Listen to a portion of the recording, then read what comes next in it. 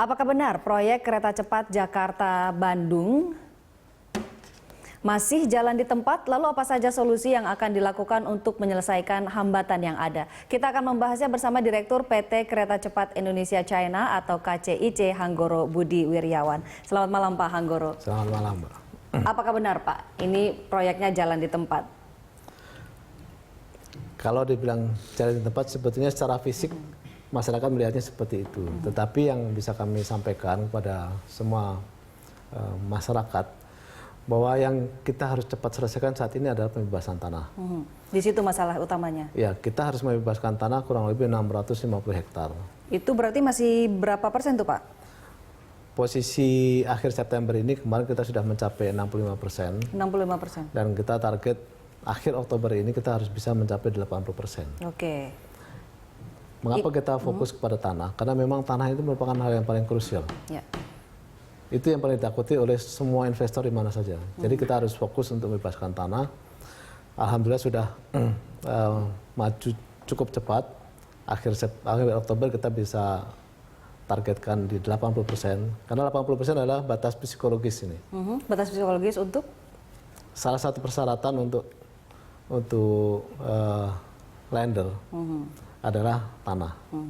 Tanah ini yang kita harus perjuangkan agar bisa kita bergening dari mulai 100% ke 80%. Artinya kalau 80% kita capai, posisi tawar kita lebih kuat. Oke, ini nyangkutnya di mana Pak? Dari Jakarta ke Bandung, di ruas yang mana nih yang agak sulit pembebasan tanahnya? Sebetulnya kita simultan, semua kita gerak cepat semua ke seluruh koridor, tetapi memang di kawasan industri Karawang ini memang daerah yang sudah cukup established, sudah banyak kawasan industri dan kita memang harus melalui daerah Karawang itu dan alhamdulillah sekarang sudah mulai terbuka, sudah mulai welcome, tinggal masalah komersial saja, masalah harga dan sebagainya. Tetapi berarti harga belum sesuai di situ, belum ada kata kesepakatan tentang harga ya? Mulai masuk ke masalah harga, tapi kita belum bicara berapa harganya. Sounding mereka sudah, tapi masih kita pelajari lagi. Oke, tapi apakah memang ini tidak diperkirakan di awal Pak, sehingga harus sampai mulur dari Januari hingga Oktober gitu, hanya nyangkut di Karawang saja? Sebetulnya bukan tidak dipertimbangkan. Posisi Januari ini kan kita masih belum punya tanah. Tanah kita baru punya di sepanjang jalan tol yang dimiliki oleh Jasa Marga, dan kita harus masih membebaskan 650 hektar.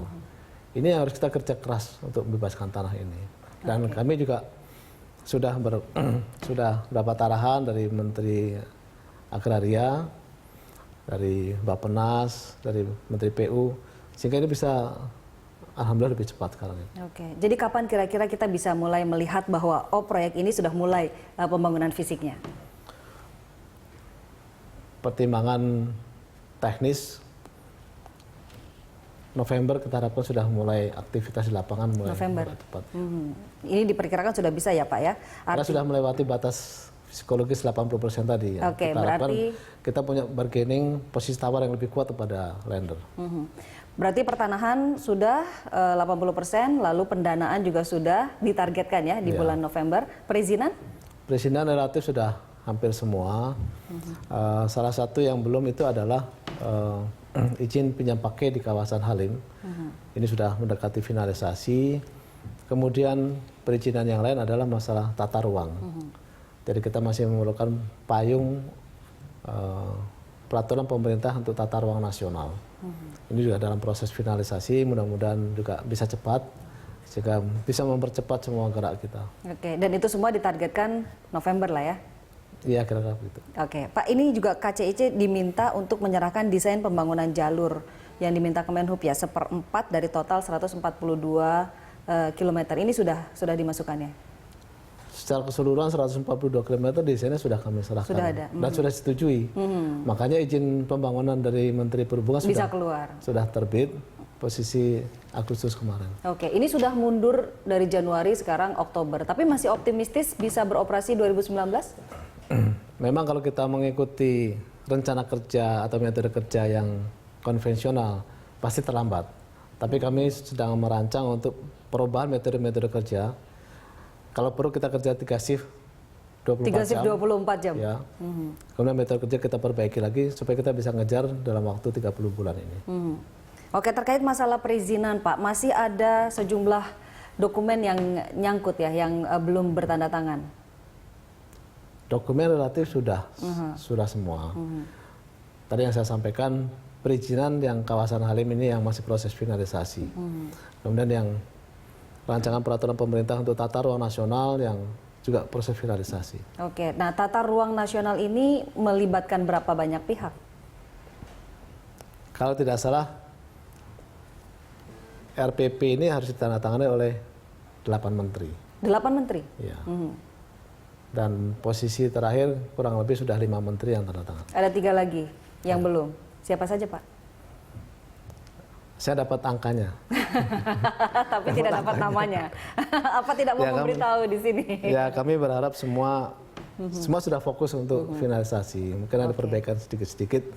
Ya, kita harapkan paling lambat November ini sudah dapat diterbitkan. Oke, apakah ini Bapak rasakan sebagai sebuah hambatan politik? Oh, bukan. Ini semua berproses. Semua berproses. Hanya perubahan tata ruang ini kan memang sangat mendasar ya. Dan ini bukan hanya ditunggu oleh kereta cepat saja, tapi oleh hampir semua proyek strategis yang ada di dalam Perpres 3 2016. Ada berapa banyak proyek di situ? Ada 200-an. 200 proyek, menanti tanda tangan 3 menteri. Menunggu diterbitkannya peraturan pemerintah. Oke, Itu saya akan menjadi payung yang sangat memprotek semua. Saya harus jeda dulu Pak Hanggoro, nanti di dalam komersial break barangkali Bapak bisa bisikin ya Pak nama menterinya ini siapa saja. Kita akan lanjutkan perbincangan di segmen berikutnya.